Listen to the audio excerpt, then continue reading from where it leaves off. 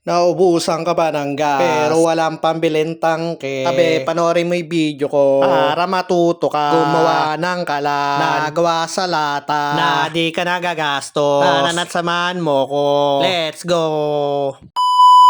At ayun na nga, naubos ang LPG, pati butane, ubos. Walang supply sa bilihan ng tangke. Kaya ako lumabas, gumawa ng paraan. At ako biglang may nakita, malaking lata ng Milo. Sinubukan magluto dyan nang hindi binubutasan. Kaya pumunta ako sa food cart ko, kinuha ko ang tools ko. Naalala ko, may panggupit ako ng yero. Kaya kinuha ko sa loob ng GB box ng food cart ko. Pagkakuha ko ng gunting na pangyero, ay sinimulan ko ng butasan yung lata ng Milo. Tsaka ako ginupit na pakudrado. Kailangan malaki butas para maraming mailagay na panggato. At ayan, tapos na. Kaso may kalawang yung ilalim ng lata. Pero pwede na yan kesa sa wala. At pagkatapos pumunta ako ng bakuran, kumuha ng panggato